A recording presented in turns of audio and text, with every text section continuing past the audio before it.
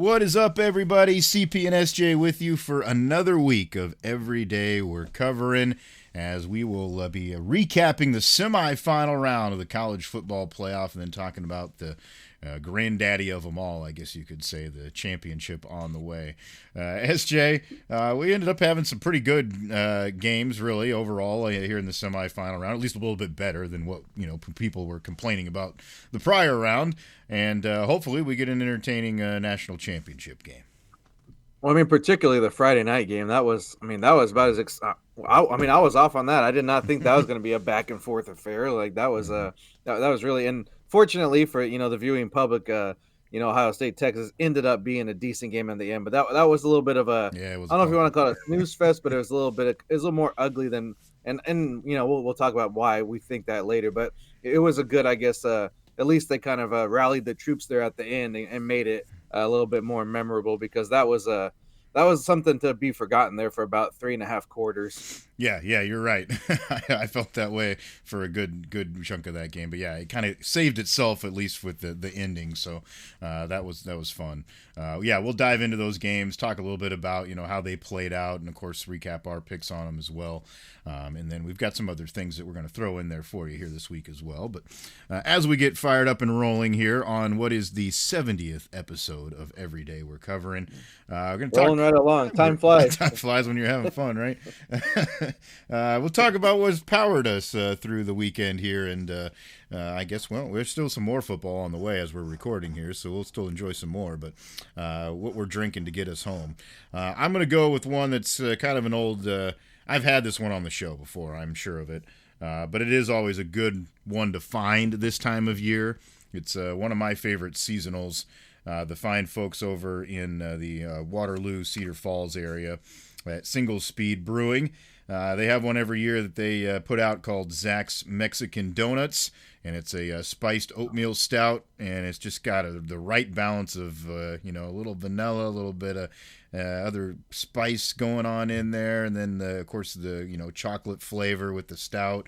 It's just a good all-around beer. I always try to track this one down when I can. I happen to be able to get to a store here over the weekend where I was able to find it, so made me happy, and that's what I'm chugging along here with. SJ, what do you got there?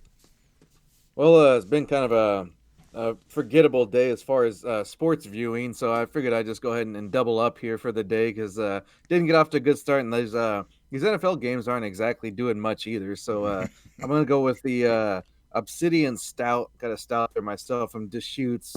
I mean, kind of basic. This is their take on it. I don't think there's anything out of the ordinary. It does say there's some notes of espresso and chocolate, so I guess there's your little curveball to, or their take on it a little different. But I don't know, it's pretty tasty there, and over 6%. So we're looking good there. Good, be easy with that one if you do want to sample that. Maybe one, perhaps two, depending on how long of a day it's going to be. And then also, always down for a Hefeweizen. So I grabbed. Supposedly this is Germany's number one. That's what it says on the can, so we got to go with it. Paulaner. I'm not a.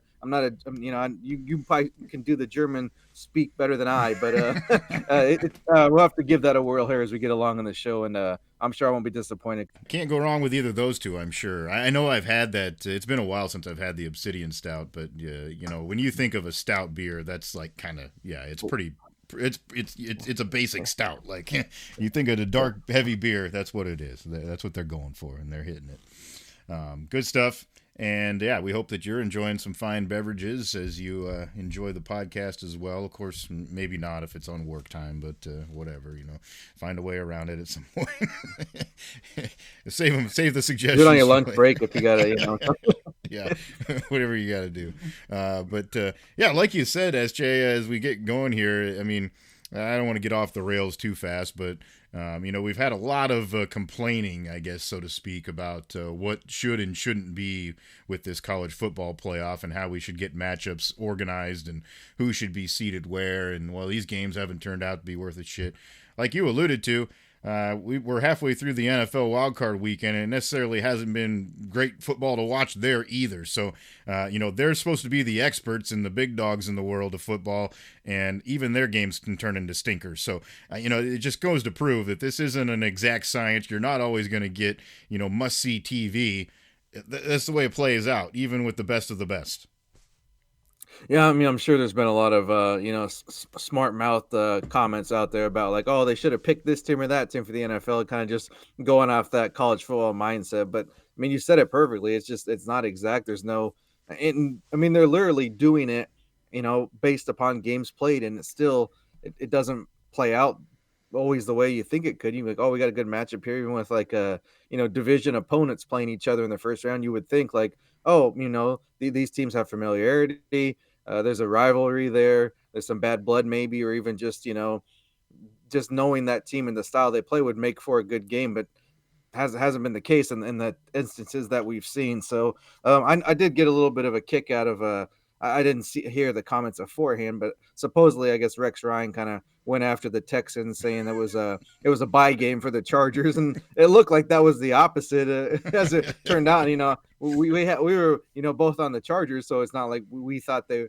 But I wouldn't necessarily thought it was a bye game. That seemed a little bit, even for him, a little bit over the top. But that shows you how a former coach, someone who watches. I mean, I'm sure he does a good deal amount of studying, or just is still pretty locked into the game. Is that far off on a prediction or what he thinks is going to happen? That's all you need to know right there. Is just there's no way to know, and we just got to get over this complaining thing as far as because we're looking at it from the college perspective because that's where most of our watching and viewership and all of our plays, most of them are coming from that level. So you got to just move on. This we can't be doing this every year where it's going to be just a bitch fest for who didn't get in. If you didn't get in, you understand being upset, and you everybody should want to be in, but there's only 12, and that's what you got to take. And the system is what it is, and if you don't like it, don't lose to Vanderbilt's or whoever else that you lost to, the Oklahomas of the world. Yeah, exactly. And the whole like it's just so infuriating because we could get 12 teams in there that are we could do our best to handpick 12 teams that we think are going to play really close good games. They could be shit teams, they could be mediocre teams, and yeah, they could play a great game against each other, but are we still going to be happy that that's what we consider the national champion, so to speak? There's no way to do this with an exact science. And teams have off days. We see that now more than ever. And the ultimate, what we want from a fan's perspective, and especially if you're not a fan of a particular team. Obviously, if you're a fan of a team, you want to win no matter what the hell happens. But from an outside, you don't have a dog in the fight. You want to see both those teams play their absolute best on that day against each other, and it's pretty damn rare that actually ever happens. So, we get what we get. Don't throw a fit, kind of thing. Let's just enjoy it when it happens. You're gonna get the good ones that everybody remembers, and you're gonna get the ones that nobody thinks about 2 weeks later. That's how it's gonna go. So yeah, but it's just a great kind of like microcosm example side by side of here everybody's bitching and moaning, and then all of a sudden, oh shit, the NFL kind of stinks too in the playoffs sometimes. Well, I think we're both of the mindset too that I mean, you understand that it doesn't matter what you do, there's gonna be somebody complaining or saying this is wrong or that. So, but with that said, it does seem to be a little bit more. I didn't anticipate this much of a ongoing, just kind of being like, oh, this is the thing. There's almost like a shtick. This is what we're gonna do every time now. Like that's it is what it is. You got the initial run out of you, and now you're complaining can go away and just you know what you need to do, and then just go out in the field and get it done. That's I mean, Yeah. Well, I think it's funny too is it seemed like that mindset and all the because the noise got so loud there that first round with the college stuff. It's almost like it carried over to the NFL side because there was immediate talk about the seeding stuff in the NFL. And like I haven't really ever heard that much before. Like yeah, maybe a little bit, but never to the level that it was there for this last week. Like, oh, we got to change this. It's not fair that just the division winners, blah blah blah, who gets the the first round seeding, who's home, that kind of stuff. Like they've been doing this for how damn long? Like okay, fine, I guess go ahead and change it, but it maybe at the end of the day, does it really change how the games turn out? I don't it's just kind of like a dumb argument because why now? Why are we all of a sudden all upset about this stuff when it's been going on for a long time and it wasn't that big of a problem before? Just kind of funny. well, now it looks even worse because of the high or whatever higher lower seeds, however you don't get the better teams on paper are having a pretty easy time of it. So it just makes you look even that more, even that more, your argument doesn't really carry much weight when you look at that factor. But uh, oh, let's just hope. I mean, we're not going to hope too much, but maybe it was just like a first year kind of like sticker shock thing, and the fans will adjust and have level heads going forward. Yeah. We can count on that, right? Yeah, level heads and college football fans, that goes together like peanut butter and jelly. Let's let's get into the meat of this though. Let's get into some football here with these semifinal round games. Like you said, the first one turned into a pretty damn good football game. You know, it wasn't perfect by any stretch of the imagination. We didn't get that both teams were at their absolute best, but we got a good back and forth battle between Notre Dame and Penn State. And ultimately, Notre Dame, of course, comes out on top by a field goal, 27-24. So the Irish into the national championship.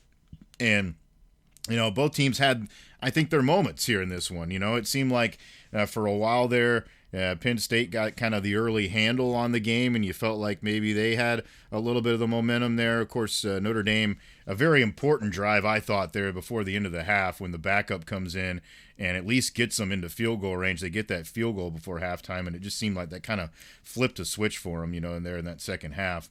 And it was fun to see that happen.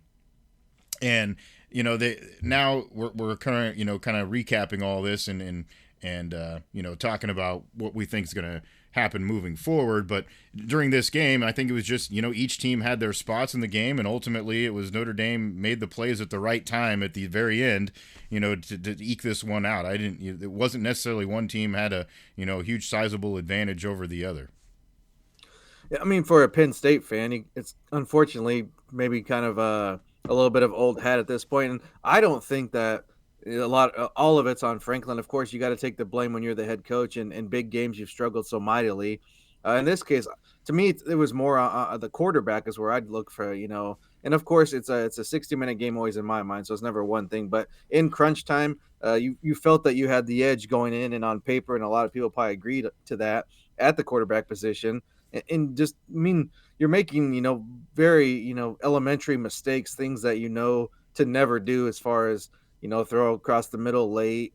You're down to your last 2 minutes and you trying to make a play. But in this case, you got to take the sack or throw it away and then play for overtime. You don't try to force something that's not there at that situation. And even just earlier in the game, there's a few throws that he got away with because of a pass interference call in one instance, and then a couple times the receivers really bailed him out. So to me, it was a little bit the quarterback play was below a level of what Penn State had this season. So that was a big factor in it. And then just not putting them away when they had the chance. I thought they should have went for that. I know it was early in the game, but I mean you're kind of running the ball at will, at least in those first couple of drives. I think you got to go for the score and try to put things away early, and just letting them hang around was a bad recipe, obviously, in hindsight. But anytime anybody watches, football or any sport in general, you kind of know that when you're the not necessarily even the favorite, but especially when you're the favorite, but when you have the advantage and something on your side, stick with it and put them away. Don't do this, deal where you try to get too cute or overthink things, and then next thing you know, you're in a tie game and you're kind of going back and forth. I will say though, regardless of who we pick to win or whoever you're rooting for, it was a very, like I said, exciting game and back and forth, and it surprised me to the. I thought it might be more of kind of one of those 17-10, maybe even like a 10-7 type of game, like kind of ugly, but more of like the old style, just who's gonna win the line of scrimmage here on 3rd and 1 and 4th and short when they need it, and that didn't end up being the case. But either way, it was still a pretty game, and you just got to credit.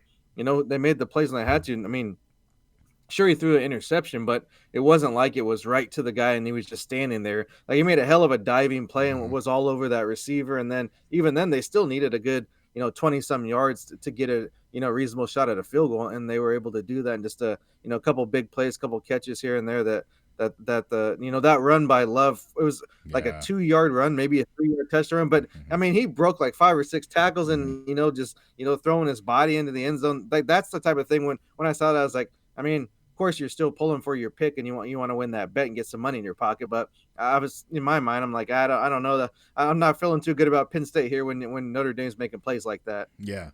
Yeah, the one thing I would say from a Penn State fan perspective is there definitely was a couple of moments in the game where I was kind of like, man, Penn State for a good chunk was controlling the line of scrimmage, especially when they had the ball. Like they were getting pushed, they obviously could run the ball very well, and I just felt like I know it's hard because you don't want to be one dimensional, and then you get criticized for doing that as well.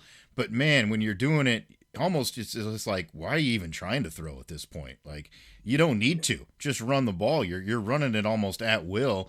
But it just seemed like there were moments where they then try to take the shot on third down, or they get themselves behind the sticks by taking one early when they knew that they probably could have got 4 or 5 yards running it. It just, I don't know. It just seemed like the spots in the game where they chose to make those decisions didn't really work out. And then, yeah, I mean, at the end, obviously you're just trying to make a play, but man, you're putting it in the hands of a guy who hasn't had success all game long. I mean, Aller just had a bad game, and pretty incredible too when you look at the final numbers, because you could argue as a Penn State fan, well, we should have just kept running. We could have won that way. But you also look at the way Notre Dame outgained you through the air, and there's also almost the same advantage the other direction. And that's because Penn State couldn't find open players. I mean, you had the tight end, but when you don't complete a pass to a wide receiver, just unbelievable. I don't know that I've ever heard of that happening in a football game before. At least one, like a simple screen or something, just pretty incredible that was the case. And that would have been something that's understandable if they would have just really, focused on the run and not. But he still had they had a Mm-hmm. good amount of passing attempts and still weren't able to get the ball to a receiver. And that's kind of like the separator, at least when it comes to the championship level or elite coaches. For me, compared to just your good coaches or above average coaches, if someone's not stopping you, what are you changing for? Like, what's the point of doing something different? I Mm-hmm. mean, I know it's seems like it might not be the most exciting thing to watch and you want to score as quick as possible, but until they can prove that they can stop something consistently, sticking with it, that's a big part of the game still, even with all the different type of offenses and more of a open type of more offensive minded game. It still kind of comes down to that game of that whatever, that chess battle, if you will, just the Mm-hmm. the kind of the strategy of it. It's if you can't do that, I think that's a lot. What's hurt Penn State in this game was just, Yeah. maybe instead of doing one thing really well, they wanted to do five or six things, and they weren't capable of doing that against Notre Dame defense. Yeah, and give Notre Dame credit too. I thought down the stretch they did do a little bit better job against that run, and obviously when it gets close towards the end, all you have to do is come up with that stop once. That changes it. So they found a way to get that done. I did also think it was a little bit disappointing. You already kind of talked about Aller, but on the other side too, there were a couple of moments where Riley Leonard made some really poor choices too. I mean, the interception that he threw on that sideline, where it was like the guy in front ended up picking it off. But if it got past him, I'm pretty sure the guy over the top was going to pick it off because he was trying to just shove it in a window. And it's like, why are you? It was almost like I think both of them were trying to do a little bit too much. They wanted to be the hero, and you didn't see the kind of decisions from them that you had seen in previous games, and that's always a little bit disappointing. I'm sure they're disappointed themselves, but from a fan's perspective, watching your team, you're just seeing uncharacteristic things from them doing that type of stuff. Yeah, I mean, getting beat, no one likes that to happen. But if beating yourself is more of the kind of thing that makes a tougher pill to swallow when you're doing things that you even haven't done all season or that just don't make a lot of sense. Because I think that was even shoot, if that wasn't a first down play, that had to have been second down. It was early in a drive when he threw that pass Yeah. because it was a defensive end or I guess whatever outside linebacker, however it Mm-hmm. depends on how they're lined up, was dropping back in coverage. So if someone like that's picking you off, you're obviously making an ill-advised throw. But I guess he dumb. He won't remember that. Yeah, yeah, He won the game so well. yeah, yeah. No kidding. But yeah, I thought the two kind of key things there for Notre Dame was making the big plays down the stretch. I really thought that getting that field goal before halftime was gigantic for them, just to get a little bit of confidence. And then you mentioned that play by Love, like a guy that's banged up and he's struggling. You can tell to be himself out there, and then just the absolute willpower to like shake off 3-4 guys and reach yourself across that goal line is just like that guy's hungry. He wants to win this game, and that obviously most of the time when you have plays like that, that's infectious to the rest of your team. They see that, they build and feed off of that, and I think you did see that a little bit from Notre Dame from that point on. So heck of a battle. You mentioned the Franklin thing, and I saw a tweet not long after that where it was like, oh man, that's kind of salt in the wounds, where they mentioned that Marcus Freeman has more wins over top 5 teams in the last 10 days than James Franklin has in his entire Penn State career. It's like, oh, that one hurts. That stings.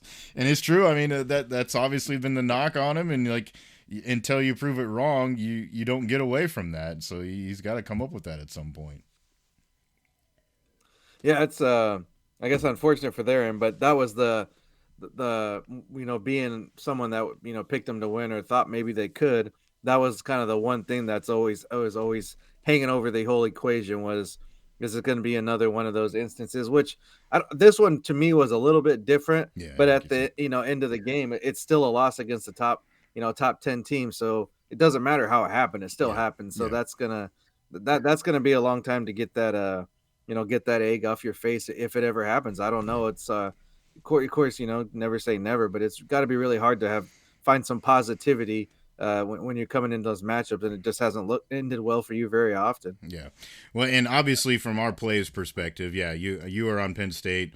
I had Notre Dame as kind of one of my bonus picks, thinking that they would come out with it. And of course, you can't be too upset about that close of a game either way. One of us not getting the win there. But then the one that did kind of get me a little bit was like I had the under, and it was like looking so absolutely Oh golden, man, yeah, there was no way they were hitting it. Yeah, like 20 like points through 3 quarters.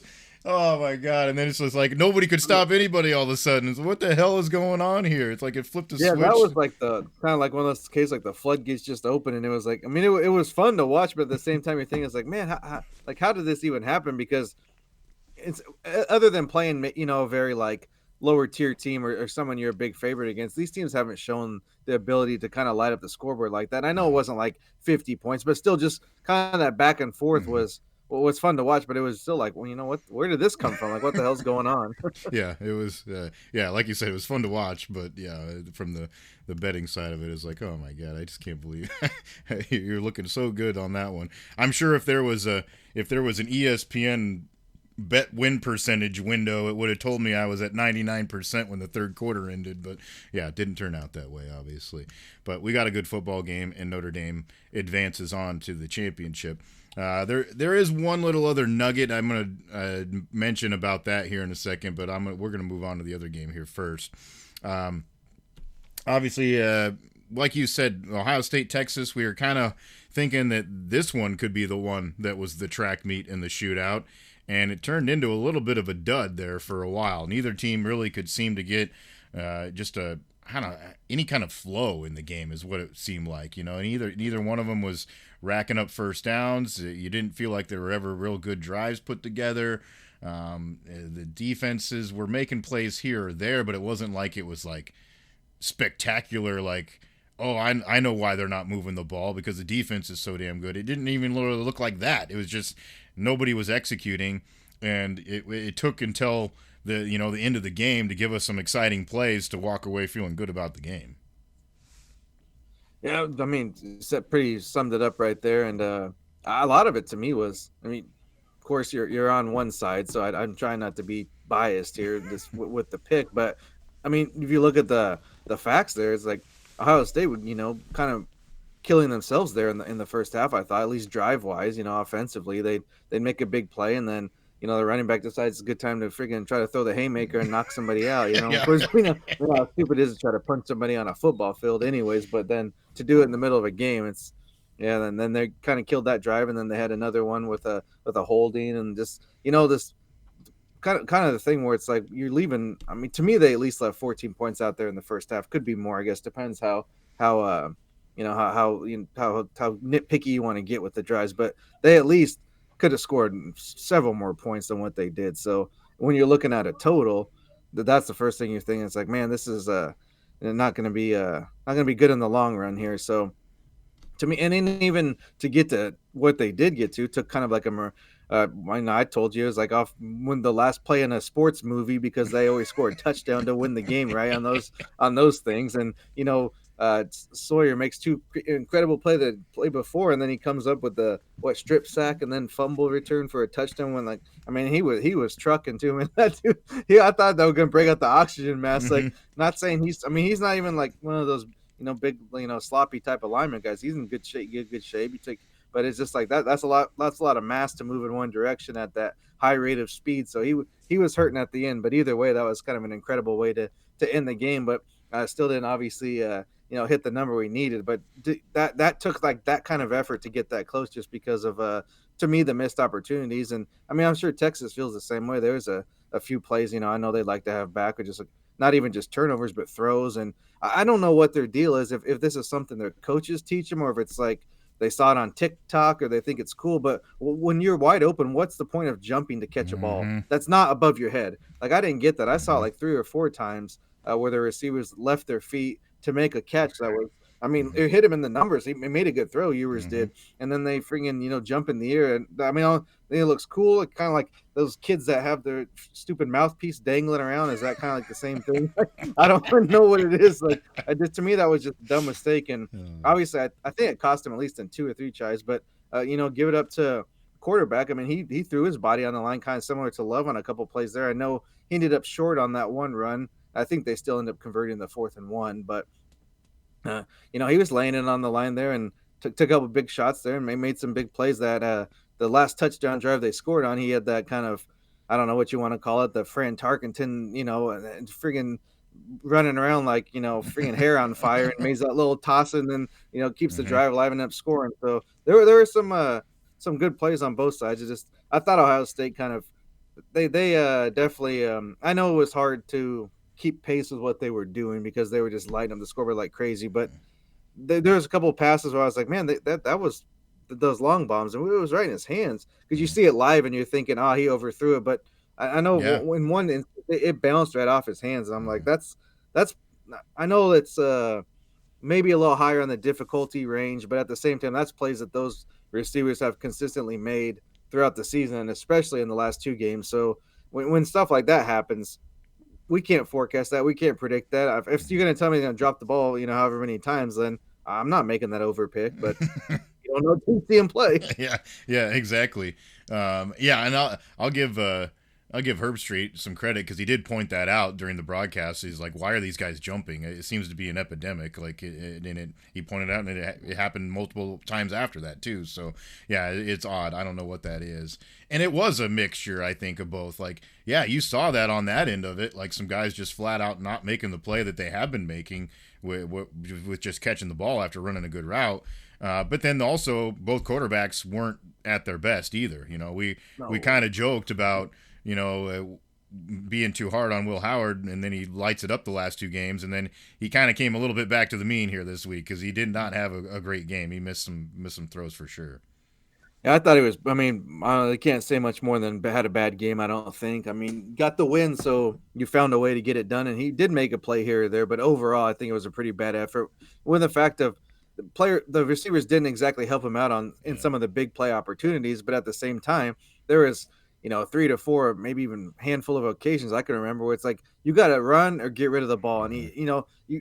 it's one thing to to get sacked if someone's coming off the edge, it's a blitz and it happens 3 4 seconds like real quick, but Mm-hmm. a 6 7 8 second you're holding the ball that long and then get sacked and you're losing 20 yards on top of Mm-hmm. a blown play when someone was maybe open.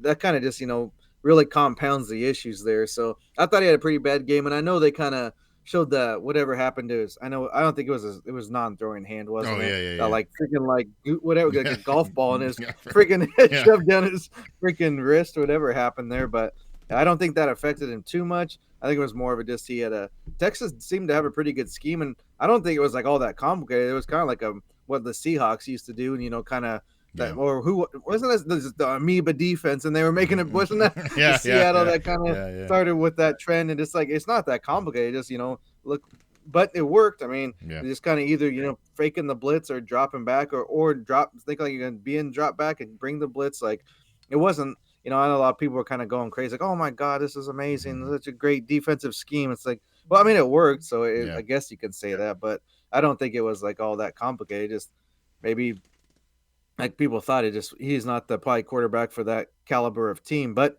that's what they got, and they're still in the national championship. So I Hmm. don't think they'll care too much who the quarterback is at this point. They just, Yeah. got to get that one more win, and they'll be happy getting through this year with Howard. Yeah, yeah, no doubt. And on the other side too, I mean, Ewers, same boat. I think I thought he missed. Like you said, the effort plays were there, but he did miss some throws too. You look at the lines for both of them. 24-33 for Howard, 23-39 for Ewers. So they had their fair share of misses each way. And for him too, and I saw both of them do it, but there were a couple times where it was like they almost stepped up into the pressure. It was just kind of weird. Like there was room, but they like ran into the guy that's coming at him. Like, what are you doing? Like, move the other way. you're making this harder on yourself than it needs to be sometimes. Yeah, I mean, the lock pocket presence wasn't exactly the best, and I mean, it's a huge moment, Yeah. biggest game of the year type of thing. But these are also guys that haven't. It's nothing that they haven't seen or faced before. They've kind of been up against it their whole lives, and this thing that still kind of sticks in your head when I mentioned the strip sack, but the play calling from Texas, I couldn't believe it. I was like, man, are they trying to trying to win this game or not? Just when they get, I mean, what two pass interference calls there on that last drive that sets up first and goal from what the two or the one, Mm-hmm. whatever it was, and of course, I mean, you get stuffed one play, that's fine, but to me, it's like and this might be outdated way of thinking, but I think you gotta pound it ahead 4 times.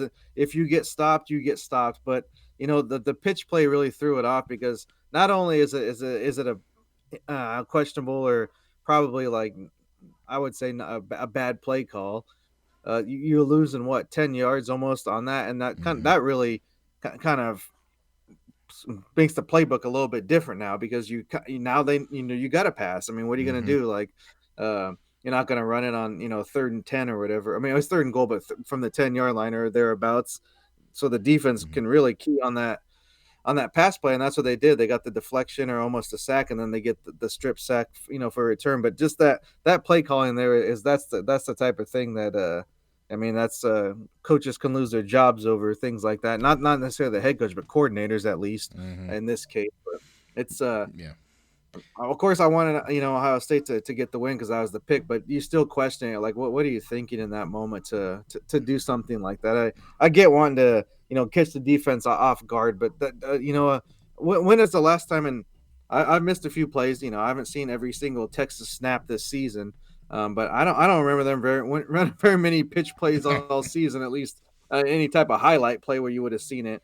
So to call it in that time to me is even more unique because outside of Ricky Williams and maybe a couple guys here and there, uh it's Texas lately has not Yeah. been like a run heavy type of team. Yeah. You didn't have Jamal Charles in the backfield to pitch it to around the corner. Right. Like, yeah. Well, Yeah, the yeah. damn priest wasn't there. Yeah. And I told you, it was funny because I text you one thing and then I heard it from somebody else without like me bringing up my opinion, and I was like, oh man, that's crazy because that's exactly what I thought. And they said to me like, after you just had a feeling after that first down play when they got stuffed, you just thought that was it. They're not going to score. Like, I don't know why. It just had that feeling to it. And then, yeah, they immediately run the pitch. They lose whatever, 8 yards or something, I think it was on that play.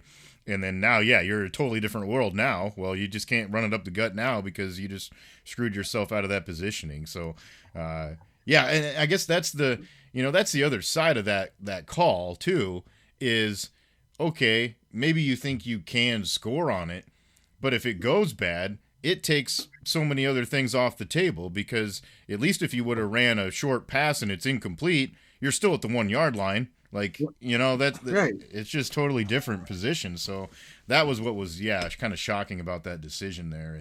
And you felt like Ohio State, especially once they made that play, like, oh man, they have the momentum now. And then of course, yeah, Sawyer just like absolutely takes over those next two plays. Crazy, yeah. I'm, fun to watch that last one, but yeah, just bad decisions to get there. I mean, I'm not have never been an offensive coordinator, and nor do I ever plan to be. But to me, in those situations when you're within first and goal or whatever, it's don't go sideways and the fade routes too. Like those are the two things I just like. Oh, drive me crazy because like I understand when you have a certain type of receiver, it can work when you got like got like a Randy Moss or someone that can Mm-hmm. just go up and snatch them. But those are few and far between. And not only that, it almost has to be a perfect pass Yeah. to execute that play. And then you also gotta get some no push off. And I mean, it's just one of those things that coaches even would tell you. It's like more bad things can happen than good things. So it's hard to run those. But just that play and then the side to side thing, I think is just it's always a recipe for disaster. I mean, when you get stopped at times, but I think you just got to try to go straight ahead. Whatever the play call may be, whatever the design is, you got to be moving. Well, I mean, north to south in theory Mm-hmm. depends how whatever the field's layout. I'm not we don't want to get that technical, but you need to be moving forward, not side to side at least Mm-hmm. in my mind when you're in those situations. Yeah. The other thing that did kind of irk me a little bit was, and I thought I don't think the officiating in either game was like bad, but the one call that did the first pass interference call when they were trying to throw it to the tight end there on the left side, and there was the two defenders from Ohio or sorry, I'm getting confused here. But the two defenders there, like there wasn't contact. Like the guy didn't turn around, but there wasn't necessarily contact either. Like he was already fading away, jumping for the football. And sometimes I think we just like officials get it in their mind that like if he doesn't turn around, well, it's a penalty because he never Right. looked.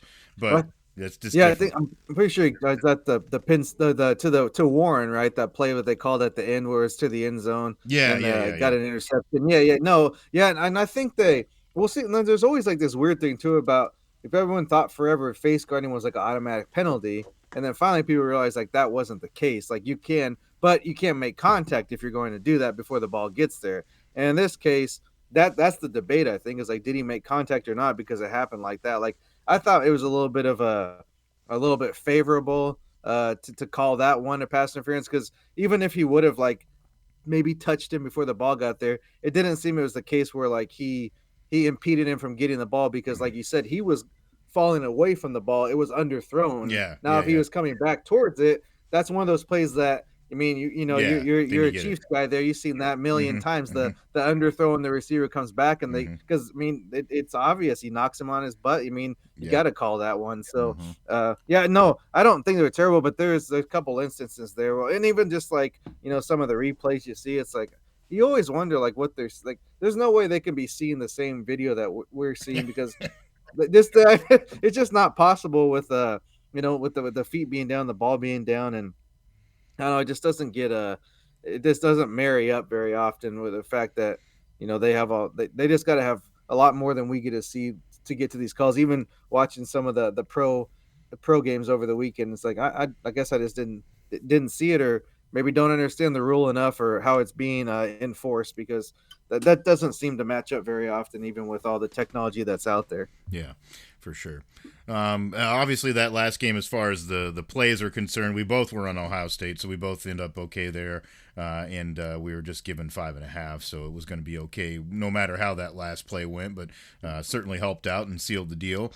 And then, yeah, didn't quite, as you mentioned, get to that total of that 53.5, a little bit shy of that as we get to 42 is what it ends up being. So a little bit different there, but otherwise we did okay. I mean, that's kind of kind of a split deal there of the weekend. Of course, I was also wrong on the second half total too because I was thinking that they were going to both get rolling, kind of like the end of that Penn State Notre Dame game turned out to be. I thought that was how that end of that Ohio State Texas game was going to be, but wasn't necessarily the case. Didn't quite get to that number either. It was 21 total points in the second half instead of the 28.5 that I was searching for my little bonus bet. But that's how we did on those. So not too bad. Not too bad of a split there here as we move now to the championship game.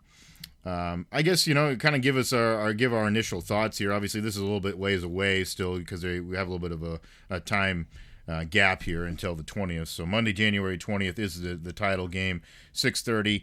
will be that one down there in Atlanta at Mercedes-Benz Stadium. And right now, I'm seeing. Well, of course, you sent me right away. I'm seeing the early line now at 8.5 for Ohio State, and the number at 45.5 here for this game. SJ, what's kind of your initial thoughts here on this championship matchup? I mean, the first thing is the too long of a break. I mean, I don't like that. I understand it's got to be Monday night because the NFL deal, and also just they've always kind of for some reason NCAA likes to have their championships on Monday nights, Yeah, and I don't know why. I guess they feel like it's an amazing time to stay home and watch things. For other people that actually have like other things going on in life, it's not the best, but Mm-hmm. we'll find a way to watch it. Even if we have to be a little bit behind, just a good thing for the recording live TV. That's one of the best inventions that was ever. I don't need the damn. I don't need the damn the light bulb as much. I just need to give me that live TV. Yep. but I mean, it's I'm a little bit more. I thought it was like Ohio State's going to run the table. Now I'm like, I don't know. Like, I mean, I still think they're the better team, but the confidence level has to be take a bit of a shot. Just not even the fact that I mean, they won handily still, but they didn't exactly look all that great. I don't think, and maybe that does make you feel positive. They didn't play that well, and they still win by 2 touchdowns. Yeah. So maybe I'm looking at it the wrong way, but I'm definitely not as confident as I was um, before the last game. That having said that, I still think that they'll win. The number I couldn't believe how high it was. I Mm-hmm. was it was 9.5 right away, Yeah. like initially, and it dropped at least 1 point. I'm sure it'll go down a little bit more. If that was like the what it closed at, I definitely would probably think about going. Let's say if we can just, I might have to say Notre Dame to cover that number but lose. But I don't know, like how do they match up with that? I just can't see Ohio State play their receivers having that. I don't know. I guess I want to say off night. I mean, Smith, you can say it off night. How many yards did he end up with? Like wasn't it like less than 10? I think he only had one catch for like 4 yards. Yeah, I think you're right.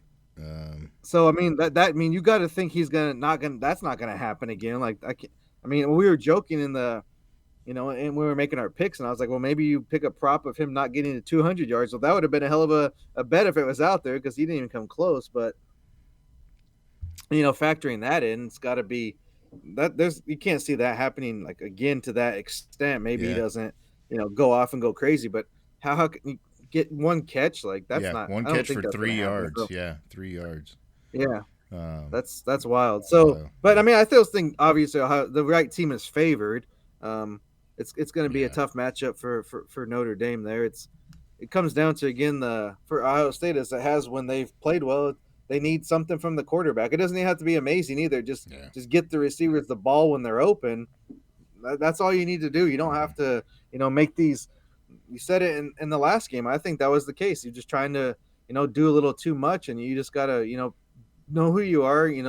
Do what's asked of you, and nothing more, nothing less. Like that's all. And I do think Ohio State still leaning they should win, but I don't know that does seem a little bit high at this point. I don't know if I'd feel comfortable just taking that number straight up.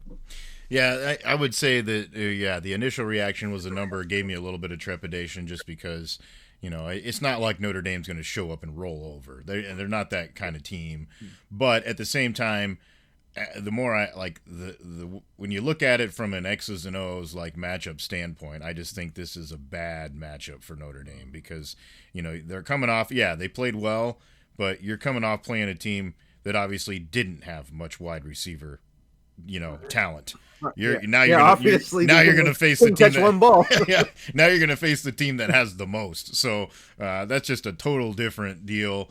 I think back to that early season game, against A&M where A&M had some, they did a pretty good job of moving it through the air at times, and then the fact add in the fact that Penn State did a pretty damn good job of moving the line a good chunk of that game. Ohio State's going to be able to do a little bit of that too, and they've got two pretty damn good running backs. So I just feel like there's so much advantage on that side of the ball. When you go to the other way, who knows? Ohio State's been really good at getting pressure, so I think if they can do that, then yeah, they'll make life pretty tough for Leonard. But I think that Notre Dame can still have a little bit of success on that side of the ball. as far as kind of the effort that they got from guys like Love and that, and now that they're going to be maybe a little bit healthier too here coming this game, now that they've got some time to rest. But yeah, I just think the matchup is so much in favor of Ohio State. I'm not here to say right now that I'm going to go that way, even with that high of a number. But I would say I'm probably at the end of the day going to lean more that direction than I'm not. So I don't know. It's going to be interesting.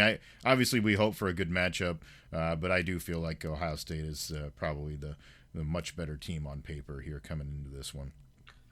I mean, the good news is you're looking at the total. It's only 45 and a half, or for that 45 and a half right Yeah. now. So that might be something that if Ohio State, it does get away from you, they can put up a 30 spot or even more than that. And if it's one of the 40 to 20 type games they won earlier in the playoff, there you go. Pretty easy.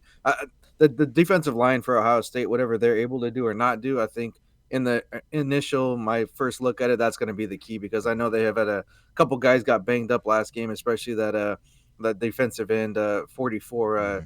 JT, whatever. Mm-hmm. He's a beast, and he's a lot to handle there, one on one. There, you saw on the edge. I mean, literally just bull rushed the guy, pushed Yeah. him out of the way, and got it. I mean, like he didn't do anything. Just like I'm just gonna take you back here and then get out of my way, like type of thing. And even being the undersized man, he's just bullying guys. So that will be key to get him back. Because I had a bit of, I think it was Achilles or Mm-hmm. some ankle issue in the game, and if he can come back, that's going to be key. But if Notre Dame's not able to neutralize that D line, especially not having the what do you call it, consistent passing game, even with Love as good as he is, that's going to be tough. He can't do it all himself, and nor could any back in the country this year. So I think that will be the key, the D line with Notre Dame, because at times that offensive line for Notre Dame did not look very good for 75% of that game against Penn State. They were getting abused regularly and Mm-hmm. just looked out of sorts. And I don't know if that was a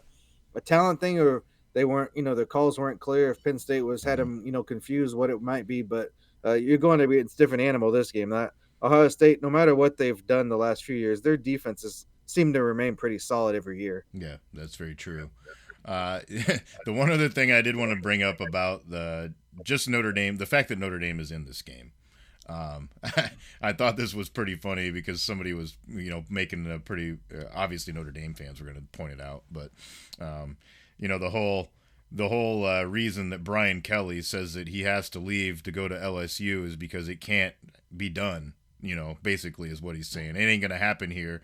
And now here we are in a real playoff, and Notre Dame is in the national championship game without I mean, Trask. within what, just a few years on top of everything, not even that long ago. That's what makes it even more like, you gotta.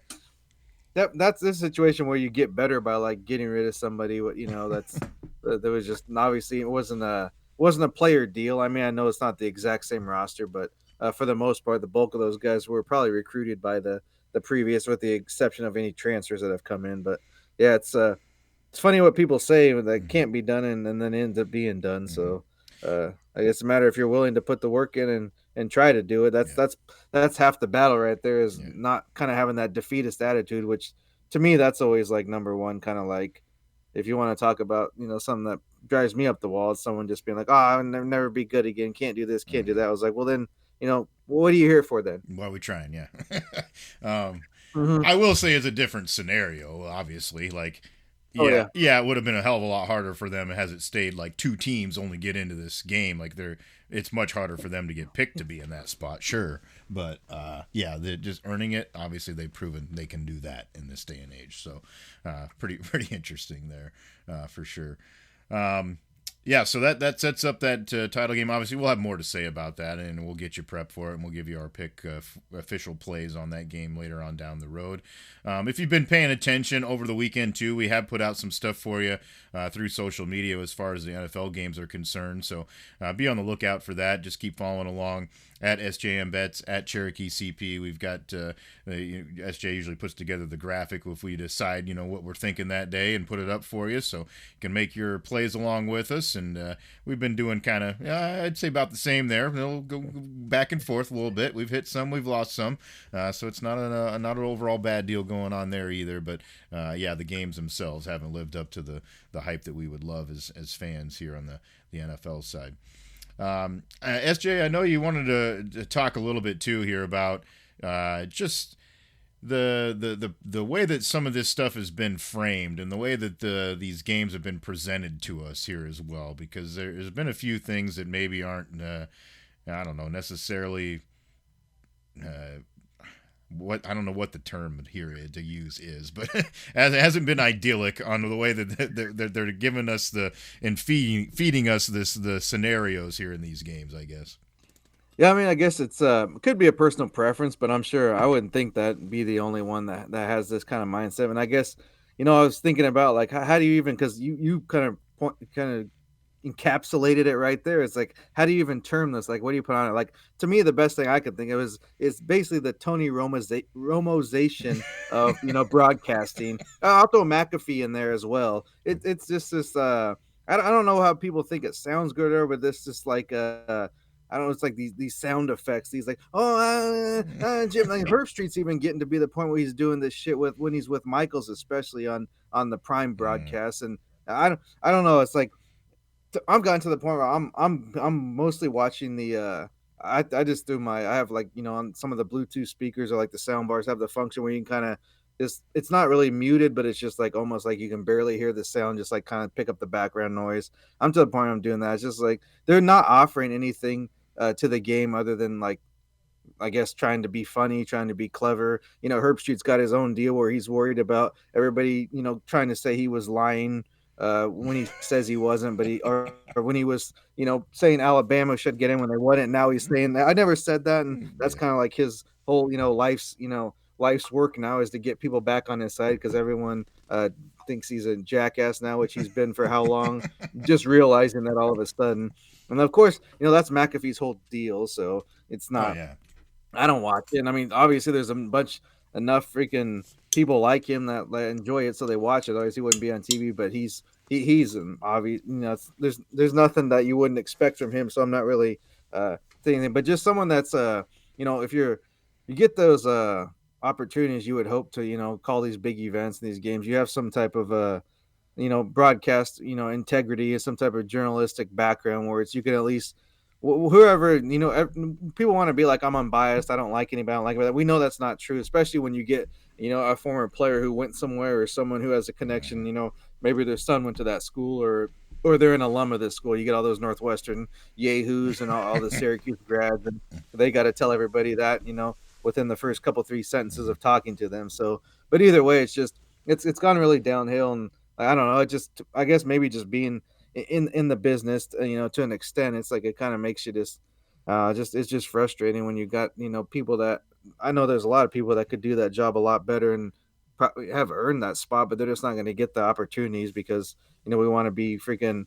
Everybody wants to be the freaking water cooler show where you got 16 guys on a desk, and I don't what people think is a good idea, and people are going to watch it because of the game, and so they think they're getting ratings. But I don't think very many people are tuning in for these for this type of talent, if you want to call it that, Yeah. is what they maybe the executives think.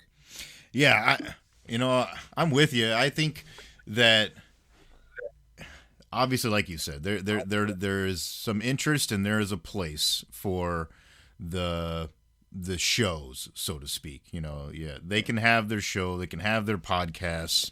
Like, obviously, the world loves entertainment. It's not sports talk; it's entertainment. Like that's what it is. Yeah. Like they're If trying to it push means water limits. cooler, people Yeah, just like hanging out with their bros, having a beer, like yeah, that's fine because we're doing it yeah, ourselves. yeah, But we're also like with an event, it's like I don't have any choice. I want to watch the game. I have to yeah. listen to these dumbasses Yep. or put it on mute. Yeah. That's where you're crossing the boundary. Like, it doesn't need those worlds don't need to blend. They don't have to blend. Like, just broadcast the game, do it in a professional journalistic manner, tell the story, and let the story tell itself. Sometimes is the problem, and yeah, and it doesn't need to be that. I mean, okay, you can have your. And you can have your alternate broadcast like they do nowadays too. That's fine. People can choose that, but don't bring it into the main one. That I think that's where you're getting, and I totally understand that because we don't need opinion, I guess, so to speak, when it comes to the game. We just want to see the game. And the other part of it that annoyed the hell out of me the other night when it was the end of the Notre Dame Penn State game, because Notre Dame, obviously had the chance. They were moving the ball, like, and they almost damn near busted one. And then McElroy's on like a rant about how, oh, you got to slide down and you can't do this and that. Like, hell with that. If I can score a touchdown, I'm scoring a damn touchdown. Like, if I give the other team time and they go score a touchdown and a 2-point conversion, that's on me. I don't give a shit. Like, I'm going to give them that chance. Like, as a coach, that's ridiculous. Like, if you're just going to waste time and then kick the field goal, especially given the world of college kicking, like, yeah. I'm not trusting that for shit. Like, and even the kick that the guy made, like, if you watched it, it wasn't necessarily a straight-ass kick. He missed. I said, he missed it. And then it was like, how did that go in? Yeah, I know. Yeah. So it's like... Well, and then, I mean, I guess on top, not to, we're not trying to pile on, McElroy here, because, I think he does fine. It's not like he's great, but he's not so outlandish as some of the other guys. But he was also the guy that said, you got to let, Aller kind of go here and throw it around here and make a play here. And yeah, he made a play, but for the other team. yeah. And then so it wasn't exactly, his record there wasn't very good at the end of the game. But either way, like, you can still be like entertaining though, and like you don't have to be so like dry. As I'm not saying being boring, like you don't got to be Pat Summerall, but even then, I'd say he's more entertaining because he could actually call a game the way it was happening. But I mean, it doesn't seem like it's it's not what it's supposed to be to me, at least when you're broadcasting a game, because it's just the lines have blurred too much, and it's I don't know, it's to the point like I don't even really feel like. I said I don't want to list. I don't even from the start. I'm like not even giving him a chance anymore. I used to just be like, all right, I'll let it go. And I know there's like a lot of things you can sneak up with, like if it's a a team or somebody I follow, like I'll usually will like sync up a radio call to it for like the Homer network. But with these teams, I definitely don't want to listen to anybody's Homer call, especially like a Texas or anything. God, no. I wasn't going to do that. But to me, like it's not like it's kind of like a first world problem is what they call them, but it's also like it does take away from the whole product, because you're excited for it, and then you're like, these freaking bozos again. Like every week, it's like, are you trying to just be annoying? Like it just seems like it is. Like it's almost like a smug, like pompous, arrogant attitude that just really gets annoying after a while when you're making that much money, and then all you do is complain about it when people like actually like call you out on things that are inaccurate on your end and accurate on the other side. Mm-hmm. And I guess what ultimately at the end of the day frustrates me. And I've seen it come from both people, the play-by-play and the color guy here recently. Like, it's fine to like go ahead and present. I mean, you're there to help the viewer also understand the game, and I get that. Like, not everybody, like that not everybody watching is a hard and fast like hardcore football fan. Like they especially if you're talking about like a playoff game, a Super Bowl, a big event. A lot of people are casual watchers. Yeah, they need to know a little bit, but present it as like, here's some options. Here's what here's what they could think. Here's what the coach may decide to do. Don't sit there and tell me what you think needs to happen. Like you don't have to be the coach right now. Like that's the thing that gets me is like you're going too far and just trying to like project your opinions on the outcome rather than just letting it be what it is. So that is frustrating. And yeah, I exactly know where you're coming from. And I don't know that it's going to change, unfortunately, because, like you said, it seemed to have happened, and now it's crossing. Get worse before it gets better. Yeah. But totally. I don't think we're the only people that think this either. So maybe at some point the public opinion will come around the right direction, and we'll get some different options, perhaps. Like here, if you want to watch the actual like legit boring call and just watch the game, here, watch this one. And then if you want to watch the guys on the sideline run around and, talk to celebrities, watch this one. That's fine. We'll go ahead that route. I've always said I'd pay an extra little fee, whatever streaming service I'd have to get if I could just get like when you're at the game, just get the PA sound and the crowd noise. Like I'd be so good with that. And I don't want to, I'm not trying to, take any shine away from like counterparts in the business, or when you're like it's always kind of like when you worked in radio, it's like it's always in some instances it's like radio versus TV versus newsprint. Like it was always kind of like when they did the scene on Anchorman, some markets were like that, where it's like like all you against each other, but at the same time you're all kind of in the same like I guess same brotherhood of journalism. So it kind of you don't want to like take jobs from other people. You want people see other people get opportunities. And it's not like I'm trying to hate on anybody, but Mm-hmm. it's like, damn, at least do your job the way it's supposed to be done. And of course, I don't know, it just seems harder for most than others. So yeah, give me that just natural sound PA announcer, and oh man, I'd be good with that. And people can listen to whatever other sideline banter, all the other antics that they want to, because I don't need all that. Yeah. While we're in the complaining mode, I did want to bring up something real quick that All really right, irked, irked me over the weekend here. Um, and for whatever reason, this sport has become the worst at it, and it sucks because I love watching it. But this college basketball review shit has got to get faster. Like I'm 100% with you. I want it to get right. I want the calls to be right. But then when it comes to the time, they sit there for another fucking 10 minutes deciding how many 2 more tenths of a second are going to be on the damn clock. Like, just make a fucking decision and let's play the end of the game. Like, and there's nothing worse than, yeah, I mean, it affects every game, but it's even worse in basketball because you don't want to sit around. You don't want to just stand there. Like, you want to play. It kills the game. It kills the atmosphere, and I'm tired of it. I hope that they figure out a way to make this stuff go a little faster because it's killing me. Oh man, officiating in college basketball, we could have a 2-hour show on that. I mean, Jesus, like it's almost like, I mean, you want to talk about trying to steal the show and be the center of attention. That they invented the game. Herb Street just picked up the baton. So I mean, they've been doing it with the high knees to start the game, and all the unnecessary calls. Like what the, but and the thing with college replay, it's like it's so choosy and picking what you can review and what you can't Oh review, yeah, and time of the game. It's like there's obvious calls where it's like, why can't that be reviewed like yeah. in the first half when, I mean, well, and then not having quarters, that's a whole nother world. Oh I'll yeah, no never, shit. I mean, of course you've gotten used to it as someone that's watched college basketball whole life, but I still think the only level of basketball I mean, that doesn't use Mm-hmm. quarters is like, okay, you get it call a timeout with 8:15 left. Then you get a loose ball, and there's another timeout at 8 minutes. It's like, oh my, it's Yeah, almost like the NFL where it's like kickoff or score, time, extra point, timeout, kickoff, timeout, first play, timeout. It's like, oh my, are we gonna get the game over? Let's go. Like, that's a whole ball of wax, and I'm sure we can probably get into that as the season goes yeah, down. But it's like, I don't, I mean, I think you got to.